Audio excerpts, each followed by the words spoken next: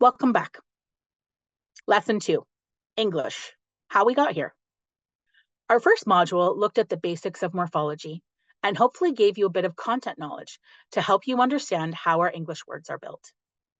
In this module, we are going to zoom out, away from the word and morpheme level, to learn more about the English language as a whole, and not just how, but also why the language and words we use today came to be. If you watched the recommended video from the last module, Making Sense of Spelling, you learned that the English language is complex and layered, like an onion. And to have a better understanding of why that is, we need to take a bit of a trip back in history. As Motes notes in her book, Speech to Print, where she cites a 1966 study, approximately half of all English words are considered decodable when you know the sounds that the graphemes make. Another 36% of words are decodable, with the exception of one grapheme-phoneme correspondence. And a further 10% can be spelled accurately when etymology and morphology are considered. So that means that 86% of words in English are mostly decodable, and 96% of words in English, including their spellings, can be explained and make sense. This 1966 study estimated that only 4% of English words are truly irregular. As mentioned, one of the crucial ways to be able to understand English spelling and morphology is to take into account a word's language of origin and history, or etymology. So let's start to dig in a little bit to the history of the English language. Stick with me. This is going to be enlightening. Anglo-Saxon, Norman French, Latin, and Greek had an impact on what we today call modern English. If we look back in history, these languages had lasting effects on how we spell and pronounce words, and of course, their morphology. If you really want to dig in more, I highly recommend Louisa Mote's 2005 article, How Spelling Supports Reading. It gives a detailed yet concise timeline and brief history of the English language, starting all the way back to the decline of the Roman Empire. For our purposes today, I'm going to give you a high-level overview of the most important influences, starting with the Anglo-Saxon. Old English, sometimes referred to as Anglo-Saxon, was influenced by Germanic tribes, Celtics, and Norse languages. The words are often short, single-syllable, everyday words. Words we use today to label animals, family members, numbers, common objects, emotions, and universal daily activities are preserved from Anglo-Saxon. Some examples include sky, water, dog, pants, sister, love, and do. In fact, of the 100 words used most often in English, all can be traced back to Anglo-Saxon origins.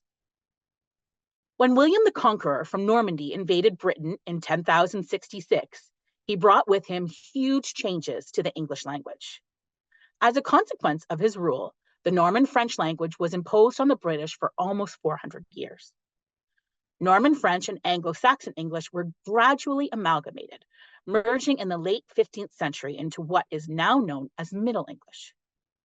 From Norman French, our language gained thousands of terms for legal concepts, social and moral ideas, and artistic values, like justice, courageous, magnificent, and beauty.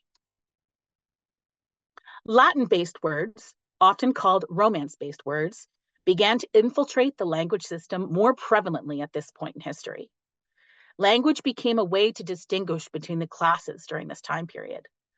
Upper class people, or those wanting to be perceived as upper class, tended to use words with a French or Latin morphology, as where lower class people use more Anglo-Saxon English.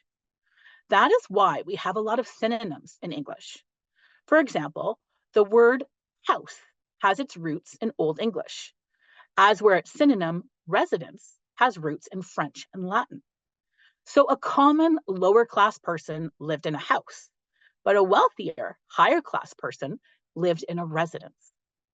Even today, if I were to say to you, I have to go pick up my car at my personal residence, you may visualize a grander estate or building than if I were to say, I had to go pick up my car at my house.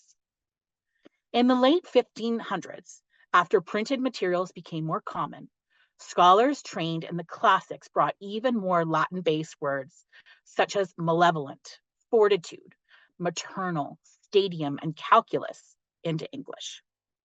Similarly, Greek culture and language started to seep more into Middle English during the Renaissance period. Scholars looked to Greek to coin new terms, and these new words continued to merge, layer, and blend with the existing language. Words like atmosphere, gravity, and chronology were created, built on Greek roots, to help explain new inventions and discoveries during this time period. The language we know today as modern English is a tightly woven tapestry of words and morphemes from all around the world. We have adapted words like plaza and chocolate from Spanish, gauche, ballet, and croissant from French. We have piano, spaghetti, and latte from Italian, kayak, toboggan, and pecan from North American indigenous languages, and even words like schmooze and schmaltz from Yiddish. The English language has run every year. We add new words and their morphemes into the mix. This table has been created from the work of Louisa Moats. It combines information from both Chapter 3, the structure of English orthography, and Chapter 4, morphology for reading, spelling, and vocabulary, from her book, Speech to Print. As you read across it, you can see what each layer of history in the English language brought to the proverbial morphological table. The Anglo-Saxon layer brought simple, common, free base words that are still prevalent in use today. It also brought the concept of compounding these free bases together to create new words. Also, the Anglo-Saxon layer contains most of our decodable words and many of our irregular words. In this layer, we also find some of our most common prefixes and suffixes. In the Norman, French, and Latin layer, we find lower frequency words with less common grapheme phoneme correspondences, as well as a huge increase in multisyllabic words. During this time, language became more technical, scientific, and academic in nature. Additional derivational prefixes and suffixes were enveloped into common vernacular. Finally, in the Greek layer, the spellings became even more unusual as Greek grapheme phoneme representations became more common. As philosophical thinking and scientific and mathematical discoveries grew, so did the words created and adopted into English. English has evolved over hundreds of years. It is an incredibly opaque language with influences from all over the world. And the way it evolved, particularly the way scholars drew from Latin and Greek-based elements, resulted in many families of words with related meanings and similar spellings. We have whole groups of words in modern English that, through using the lens of morphology, can be learned together with relative ease. Knowing this history may not help you with teaching morphology, but hopefully it does help explain that although English is complex, it is not crazy. On the contrary, there are stories and meaning behind every single word and every morpheme. In the first module, we learned that English is a morphophonemic language. We need an understanding of both morphemes, those word meanings, and phonemes, sounds, to make sense of it. Given what we learned in this module, that 96% of word spellings make sense if we take this into account, hopefully this is starting to make a bit more sense. In this module, we also dug into the history of English. It is a cacophony, which, by the way, is a word that has roots in French, Latin, and Greek. A cacophony of bits and pieces from all over the world. However, it is mostly and heavily influenced by the layers of Anglo-Saxon, Norman French, Latin, and Greek. Understanding these layers and the morphemes derived from them helps educators to understand why morphology matters when we teach students decoding, encoding, and spelling.